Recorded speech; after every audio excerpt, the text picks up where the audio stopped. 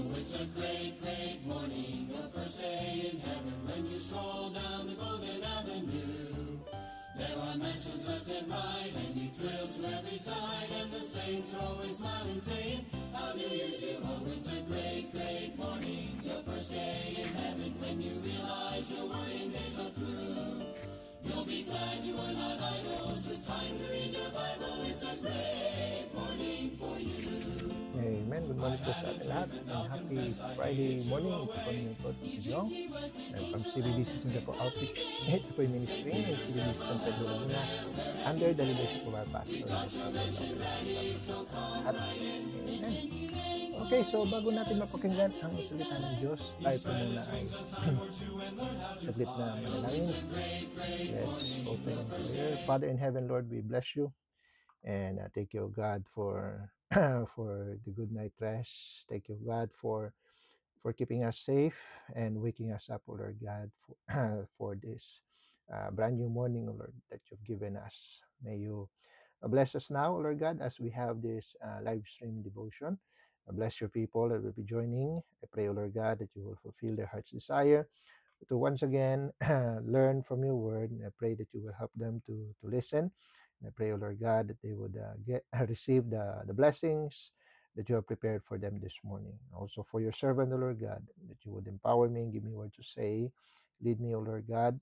And I pray, O Lord God, for victory for this morning. For your honor, for glory alone.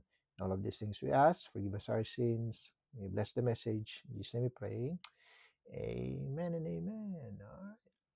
Let's open our Bibles, please, in the book of Galatians. Galatians po tayo. Chapter 6, very familiar verse. Galatians chapter 6 in verse number 9. Galatians chapter 6 in verse 9. Ang sabi po dito, and let us not be weary in well-doing, for in due season we shall reap if we faint not. Again, sabi po dito, and let us not be weary in well-doing, for in due season we shall reap if we faint not. I'd like to speak about the subject this morning, the harvest of present parenting. The harvest of present parenting. All right, tayo po muna yung manalangin. Father in heaven, Lord, we bless you and we thank you, O God, for for this passage that we have read. Thank you for your word. And Lord, bless us now as we enter into this time of study. May you prepare our hearts, O Lord God, prepare our minds, prepare our ears to listen, prepare our minds, O Lord God, to understand, and prepare our hearts, O Lord God, to keep your word. And I pray, Lord, that you would bless, especially the target of this message, which are parents. And I pray, Lord God, that you would bless their hearts. May you once again, once again give them wisdom through your word. And I pray, Lord God, that you would use your servant only, O Lord God, as your mouthpiece. And I pray, Lord, that it will be your voice that they will hear in their hearts, O Lord God. And I pray for all of these things. In Jesus' mighty name we pray. Amen. All right. The harvest of present parenting. Now, for context, okay. So Apostle Paul wrote this letter or epistle sa mga Galatians. Why? Because he been hearing, that the Christians over there they are abandoning daily hard work, for ease, for ease in life, so ease in life, they want shortcuts to prosperity, they want shortcuts to blessings, and so yeah, he is encouraging them, lalo na that's the in the essence of this verse, is encouraging them to not be weary in well doing, because they are not supposed to be weary in doing what is good, what is right, especially before God. Why? Because in due season they shall reap, if they faint not, kumbaga, they will be harvesting, what you sow we shall reap, di ba? And in due season they shall reap, they shall be reaping the well, the fruit of their well doings, right? So and that's the context, no? Then we will shift that we will shift that application, no, that well doing, no, the doing wells, no, sa sa parenting. All right? Kasi nga I mean the practicality of the advice is still, no, it still follows. Kasi kasi nowadays, no, in our modern life, yung ating mga how to say, yung mga physical reserves natin, ano, sa yung strengths natin, 'di ba?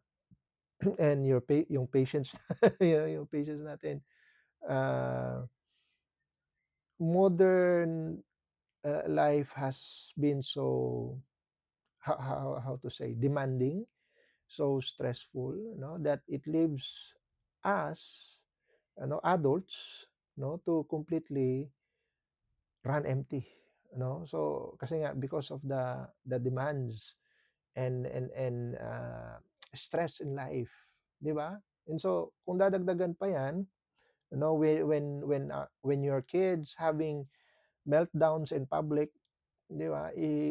Ano, kumbaga naunawaan mo na yung ibang mga tao stress na sila sa buhay because you put yourself in their shoes, naunawaan mo sila. And so dahil sa hiya, right?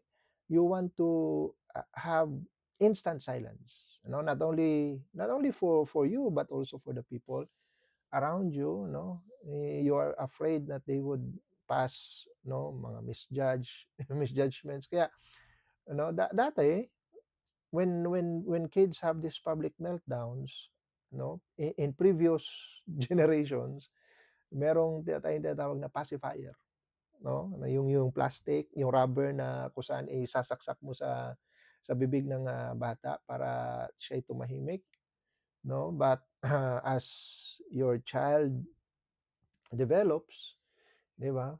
And as technology develops, may na-discover itong mga modern parents, no? Meron silang na-discover na yung cellphone, no, with all those lights and touch screens, and all yung mga displays, ano, it can serve as a digital pacifier. 'Di ba? Na kumbaga puwede mong kaya nga nakakatawa dati pacifier lang okey na. Dati yung alam mo yun yung nilalagay sa trolley, 'no, stroller pala, sa stroller ng mga bata. 'Di ba meron tayong nilalagay na parang meron kayong nilalagay dati na yung hanging na toys, 'no, na kung saan lalaruin ng bata that they would reach and touch. Pero ngayon hindi na, eh, 'di ba? Ang nakalagay na hindi na yung mga hanging hanging toys kundi phone stands, phone clips, at yun na yung mga imbis na maglalaro ng mga chimes and mga hanging mga toys kundi yung cellphone na mismo ang pang-distract sa mga bata. Now, ito, when parents discover that this works, the problem is it carries over hindi lang sa infancy, kundi pagdating na sa ano, and later on na later stages ng kanilang childhood, na kung saan para instantly mag-behave, 'di ba? Parents have found a shortcut at the expense of yung bang holistic development ng bata. Hello? Itong, ang imbis na, alam mo yun, magkaroon ng proper development yung bata through, discoveries, I mean, lahat nakasalalay na sa cellphone. It has become their world, 'no, to the point na naging yun na yung mundo nila. No, instead of discovering things around them, of how things work and how magkaroon ng interaction sa sa nature and sa different equipments and furniture sa bahay, hindi lahat nakatutok na sa lahat kumbaga all-in-one na, 'no, nandun na sa phone, 'no? And nakakalungkot, makikita mo 'yan even in well-meaning Christian parents, that it has become a pang-sedative, 'no, pang-tahimik, pang-behave, pangkalma, sa mga bata instead of, alam mo 'yun, using your voice, using your using your, ah, parentage, okay. Now, going back sa Bible, we have to understand, no, parents, ano, I mean, I'm on your side. I want to be an encouragement, no? Children, we have to remember, we have to take it into the heart that children, sabi nga ng Psalm 127, Psalm 127, and I hope and pray, no, na ito ay kumbaga ma-take into heart ng mga parents itong advice na ito. No, sabi dito, children are an heritage of the Lord. Okay? Now, the most immediate na idea na pwede nating ma-catch up sa makuha natin sa verse na ito is that children are a gift. Children are a gift. They come from the Lord. So, but that is, kumbaga, again, that's level 1 understanding ng verse na ito because heritage is different from a gift. A gift is something that you can enjoy in your lifetime, right? But an heritage, it passes on even even after you're gone. So it's an inheritance. It's a legacy that you can live even while you're gone, di ba? And that's what will happen to your children. Kaya nga it's very important, no, na ipinagkati. You have to understand, parents, that uh, pinagkatiwala sila. Your children, they are entrusted unto you. And you have na kumbaga it depends on how you raise them. Doon magdedepende lahat on how they will perform to the community, to the society, even after you're gone. And so what you have right there, pinagkatiwala sa iyo ng Panginoon, is a treasure. Amen? It's a divine treasure na kailangan mong ingatan. Amen? And that you have to have full responsibility. Amen? Hindi po pwedeng i-outsource mo into a small digital box. Di ba? Kasi the formative years, nabanggit ko nga last time, di ba? The formative years of your children is only until 7. No? From 0 to 7 years old. No? Yan yung yan lang yung time na full hands-on ka na pwede mong i-develop, pwede mong quote unquote tutor, no, yung yung gusto mong maging character ng anak mo. Only until 7. Why? Because after that, no, hanggang siya maging 12, nagkakaroon na yan ng curiosity, nag-adapt na siya sa kanyang mga sa kanyang sa mga influences, no, nag-a-adapt na siya sa mga bagay na nakikita niya, no, sa mga bagay na naririnig niya, he is trying, no, to form his own identity na from ages 8 to 12, di ba? Sa mga sa gusto na niya tawag dito, hindi naman sense of belonging but sense of how to say, yung bang maging friendly siya sa kanyang mga kaibigan, na para lagi siyang kasama sa group, lagi siyang kakampi, lagi siyang marami siyang kaibigan, na kung ano yung nakikita niya, na ano yung napapanood niya, ano yung napapakinggan niya, yun yung so kumbaga hindi lang sila sa na nakatutok. Unlike yung 0 to 7 na ikaw lang yung mundo nila. Now ages 8 to 12 they are trying to interact with the world, and then 13, no, teenager, yun na yung yun na yung time na kung saan, no, mahirap na, you know?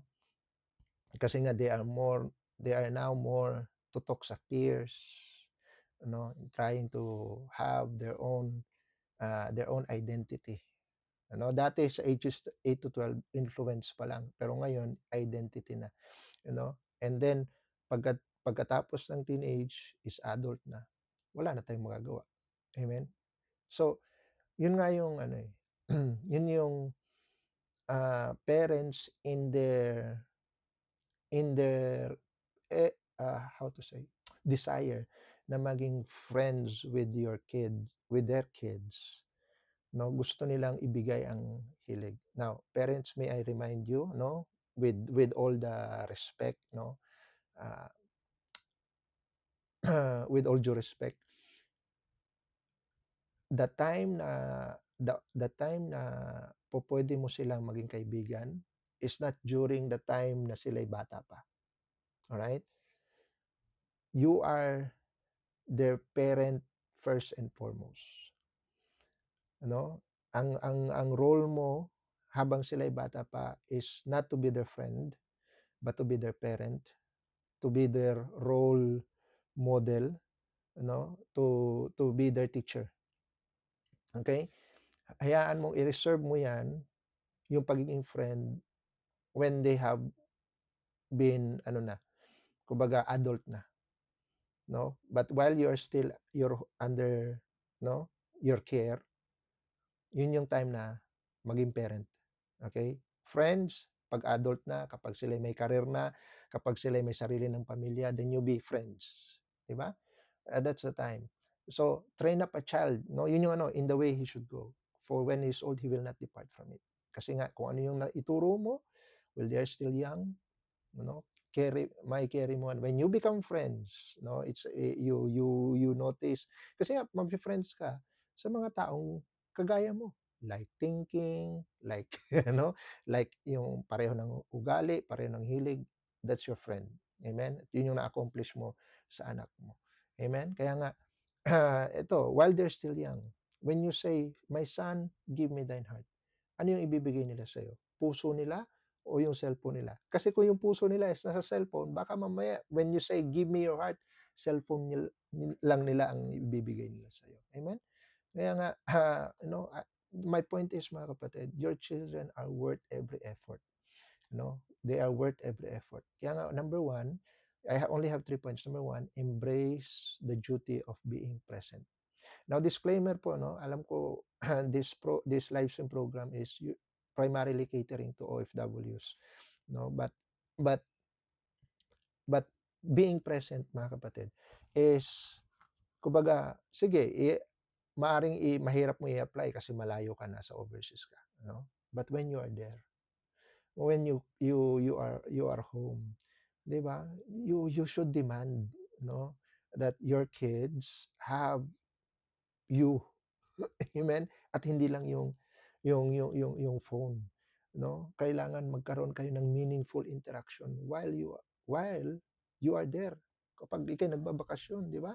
Ang pangit naman ng buong bakasyon mo, ikaw yung anak mo nasa cellphone, ikaw nasa cellphone, at nagmamasyal kayo, puro kayo cellphone, no? No, be present. Be present for each other. You demand the time.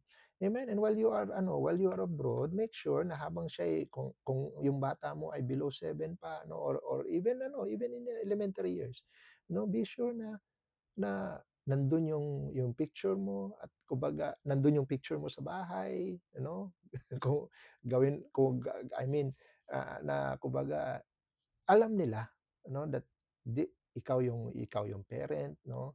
At kumbaga from time to time lagi kang nagche-check sa kanila through video calls, 'di ba? Kasi and that's their time, no? And also, don't just give them phones, give them toys, give them books, give them things na kung saan give them activities, na hindi lang phone. No, don't kumbaga, wag mong gawing mundo nila ang cellphone. Amen. You have to have an active engagement, going back to parents, when you are present, have an active engagement, na kung saan you are trying to step into their physical and emotional world. Amen. na maging diligent ka. Sabi nga ng Deuteronomy, 'di ba? Teach them diligently. So in every step of the way, whether you're sitting, whether you're lying down, whether you're walking, in every step of the way na kayo ay magkasama, teach them diligently. Amen. Make it a discipleship session, no? Yung buhay ninyo, no? Your time together, make it a discipleship session, kapag ikay nagbabakasyon, make sure na meron kang lesson na mali-live out, no? Hindi lang yung alalahanin kanila sa cellphone, kasi malamang sa malamang kakalimutan kanila. Why? Kasi ang unang ang mundo nila hindi sa'yo, nasa cellphone. Amen? So, kailangan maging natural yung discipleship. Amen? Kailangan merong tutorship. Amen?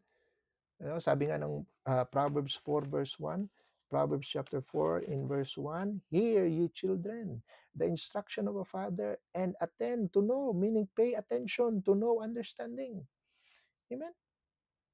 Kumbaga, dapat ang unang ma-develop sa inyong mga anak is that listening skills. Amen? Listening skills. And ikaw ang perfect na role model sa pag-listen kasi ikaw nakikinig sa kanila. And so you have that interaction. Amen? Na, kumbaga, kapag sila may struggles, kakausapin kanila. Amen? Teach them biblical truths. No? Na ano yung principle, kung bakit sila naglilinis ng bahay, bakit sila tumutulong sa mga chores, bakit sila ay yung principle, bakit mo sila binibigyan ng assignments and responsibilities. Amen? And also, i-model mo yung good behavior as a Christian, yung makita nila kung ano yung priorities mo, priority mo ang Panginoon, priority mo sila, priority mo yung family. Amen? Hindi lang yung ang nakakalungkot kasi yun lang ang alam lang na bonding is entertainment. Hindi lang dapat bonding is entertainment. Ang totoong bonding, mga kapatid, is when you have that time of meaningful interaction with your kids. That's bonding. Why? Kasi meron kang maiiwan. Hindi lang yung para bang spur of the moment, hindi lang yung parang for momentary lapse, tawanan lang na alam mo yun, saglit lang, na ang mali-live out mo lang is alam mo yun, post sa Facebook, hello. And then kalaunan niyan masasapawan din yan ng mga next na events. Hello? Kasi papaalala lang through memories after 1 year. Buti sana kung maunawaan pa ng inyong mga anak yung mga Facebook na yan. Hindi.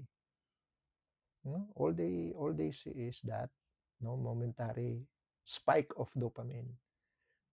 Yun yung kasi yun yung epekto actually ng cellphone sa mga bata. That spike of dopamine. And dopamine, yan yung hormone ba yan na na kumbaga yan yung tawag nito, yan yung di-disperse ng katawan kapag merong mga emotional highs. At yun yung nagko-cause ng dahil yan ay very elating sa katawan, sa physical yung physical reaction, hinahanap ng katawan. And so that forms addiction. So isipin mo mga kapatid, mga parents, dear parents, bata pa lang, binibigyan mo na ng dopamine rush yung mga bata. So, instead na, hello, instead na meaningful education, meaningful learning and development, addiction na ang nafo-form sa mga bata. Hello. Kaya nga, which leads me to point number 2. Sir, kasi nakakapagod. Well, that's why point number 2 is endure present weariness. Yes, nakakapagod. Naunawaan natin yan. Amen? I mean, pagod na sa trabaho, pagod pa sa responsibility sa bahay, pagod pa sa pagkita ng pera para mag-provide, and then di ba?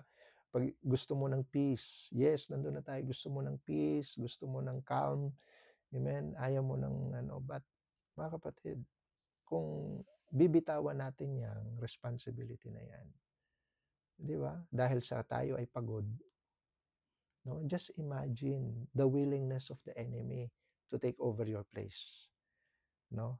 The willingness of the enemy to be to be your substitute, no? The willingness of the worldly system, na ikaw ay palitan, ano? You are compromising your position as a parent. Kaya nga sabi sa yung principle ng message natin is be not weary in well doing. Yes, it's tiring to be a mother, it's tiring to be a father, but God placed you there to stand in the gap, between the influence of the world and between spiritual, yung fear of the Lord. Amen. Don't give up that position, mga kapatid. Kailangan umasa tayo sa Panginoon. Yes, nakakapagod. Pero nandiyan ang Panginoon para magbigay ng kalakasan. Sabi nga ng Isaiah 40, di ba? Sabi Isaiah 40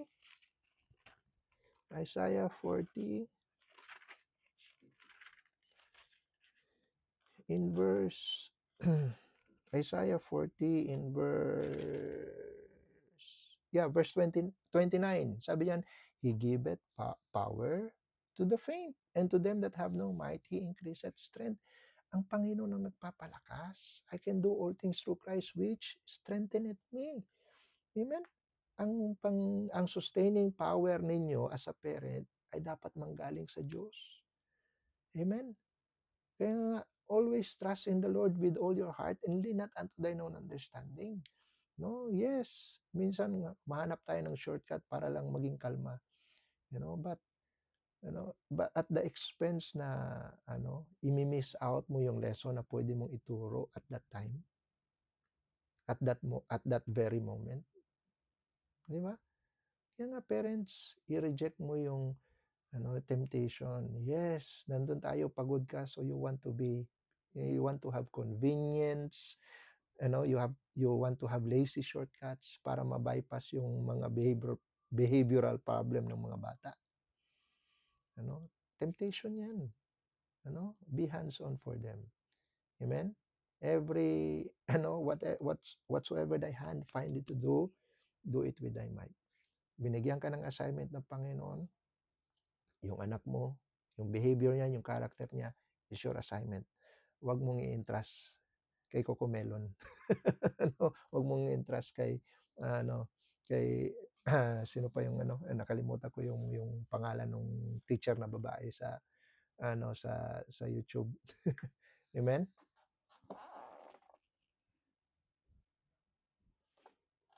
So, number 1, you embrace the duty of being present. Number 2, endure the present weariness. And number 3, the last, expect the certainty of the reaping. No, expect the certainty of the reaping. No, ang hope mo as a parent na pagdating ng future, amen, dahil ginawa mo yung duty mo, amen, you will be expecting a future harvest of a kid, of an adult who has been trained well while they were still kid. At ang harvest mo is a friend. Amen? Yun yung harvest mo. Wag mo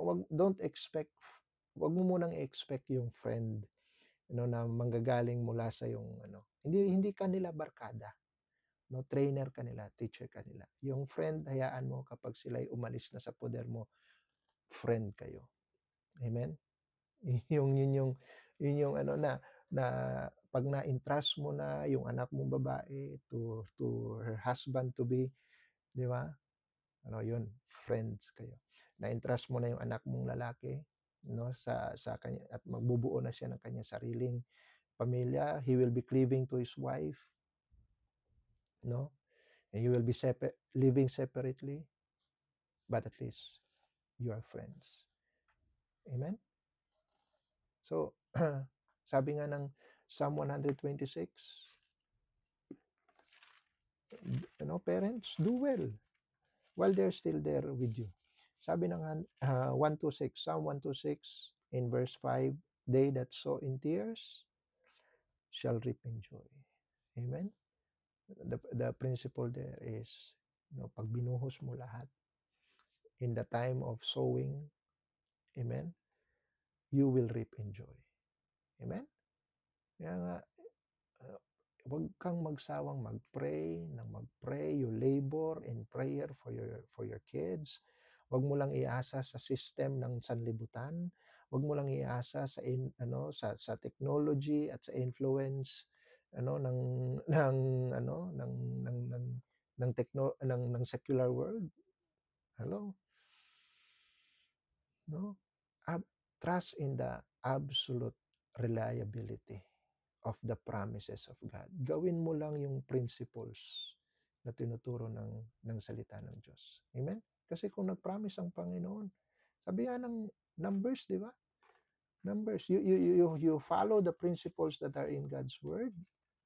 Sabi ng Numbers 23, Numbers 23, in verse 19, God is not a man that he should lie, neither the son of man that he should repent. Hath he said, and shall not he do it?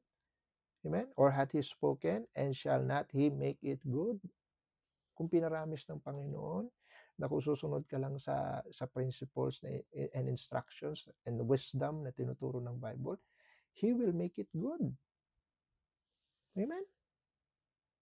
No, He will stand by His word. He will honor whatever it is na nakasulat dyan. Amen? He will, at once na nanampalataya ka at nagtiwala ka at sinunod mo kung ano ang piniprescribe na salita ng Diyos, no, God is not unrighteous to forget your work and labor of love. Amen?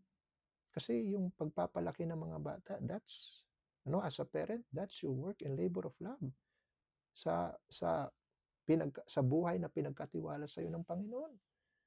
Amen? And so, what you do is you plow.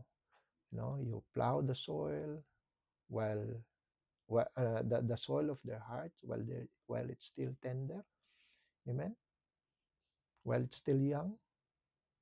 Amen? Punuin mo ng salita ng Diyos. Punuin mo ng mga mabubuting principles.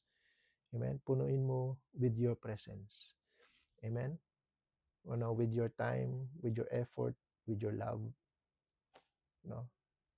Early formative years will determine yung direction, the rest of their life. Amen? So, while they're still young, because when they get old, they will not depart kung ano yung naituro mo, kung ano yung naipundar mo. So, sabi nga ni, and ang closing, sabi dito, so what's the first point? Embrace the duty of being present. Number 2, endure the present weariness. Number 3, expect the certainty of reaping. Sabi ng 3 John, bago mag-Jude. No, 3 John chapter 1 in verse 4, sabi dito, sabi ni John the Beloved, sabi niya, I have no greater joy. He's already old nung time na isinulat niya ito. Ito yung last letter niya. Tapos sabi niya, I have no greater joy than to hear that my children walk in truth. Parent, that should be your joy. Na kung ikaw ay, pagdating na ikay matanda na, ikaw mismo ang tatapik sa shoulder mo. You have done a good job. You see that your children are walking in truth. So, parents, carve a godly image. Amen. Live a godly legacy. Amen. Sabi ko nga, they are heritage. They are not just gift. They are a heritage. Na hindi lang sila gift na ma-enjoy mo during your lifetime. They are a heritage.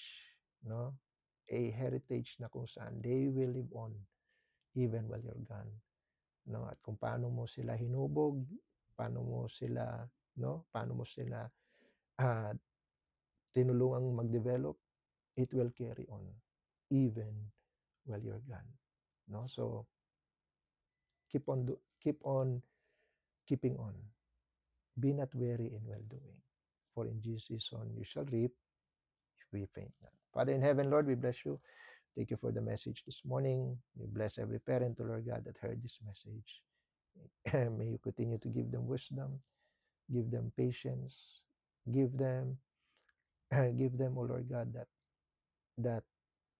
that passion, that that determination, oh Lord God, to finish what they have started and to finish well. And I pray, oh Lord God, that you would bless every Christian parent, oh Lord God, whose heart's desire is to be obedient, oh Lord God, to your word. And I pray that this message be a blessing to them. Give you back the glory. In Jesus' name we pray. Amen and amen. Alright, I hope naging blessing po ang message natin ngayong umaga.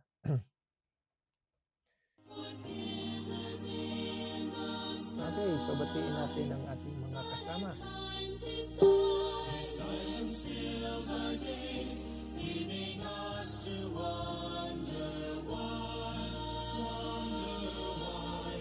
Sometimes we wait, simply to Okay, so we have Sister Grace. Good morning sa iyo. Okay, Sister Jonalie, good morning. Sister Ginaline. Amen. Sister Shen, good morning. Sister Tintin, good morning. And also kay Ma'am Lolit Maristanes, good morning po. Sister Jackie, so with us, good morning. Si Sister Angie, amen. Good morning. Beloved sister ni Madam, good morning. Sir Herbert, sir, good morning. Thank you for joining. Also kay Ma'am Jean Aguirre. Hello po ma'am, good morning. And also kay Sister Tere, good morning sa iyo. And kay Ma'am Rosa May Garcia, good morning. And kay Ma'am Jovi, hello po, good morning. Also kay Sir Jason Aroy, good morning po sa inyo. Sir Joven Siladan, good morning po. And also kay Sir Dominic Alnas, good morning. Mag-greeting namin sa Taiwan. Good morning po sa inyo.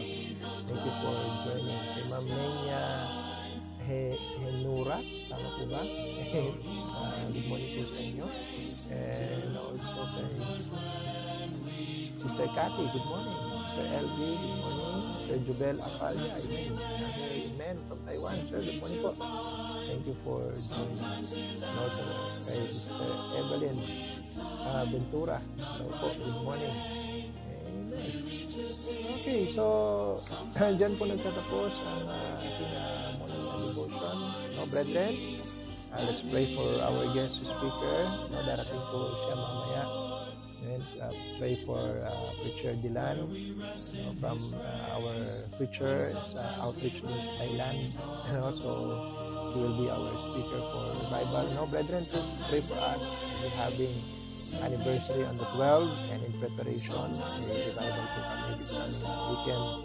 So 1 week before the anniversary. So please include us in your prayers. Maging victorious. No, brethren, let's continue to pray. Natin yung buong effort, no? Mention natin lagi sa prayer yung tagumpay ng ating anniversary.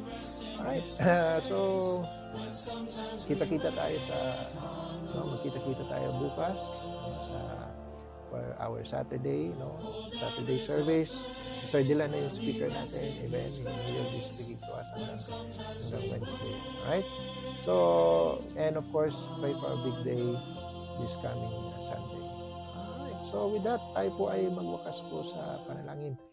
Father God in heaven, we bless you. Thank you for God for this morning, the wonderful blessing that we receive from your word, especially for the challenge for the parents, Lord God. I pray, Lord God, that you would bless them and give them, oh Lord God, their heart's desire to raise up children, oh Lord God, that will not just be good children, but godly children. I pray, O Lord God, that you will give them that heritage. And I pray, O Lord God, that you would um, bless the desires of of Christian parents, O Lord God, in raising up godly kids. I pray, O Lord God, for your blessing for the rest of the day, even for work, even for school. I pray, O Lord God, for the daily travels, Lord, that you will keep them safe. And I pray also, God, for for every family member, oh Lord God, to be in good health, to be in good strength.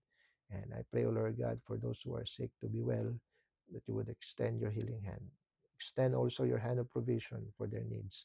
And I pray, oh Lord God, for your protection always upon them. Bless our pastor. Bless the ministries of CBBC San Pedro, and bless the outreaches, the missions, and bless, Lord God, the revival, oh Lord God, this coming weekend. Bless our guest speaker, Preacher Dylan, and also Ma'am Jing.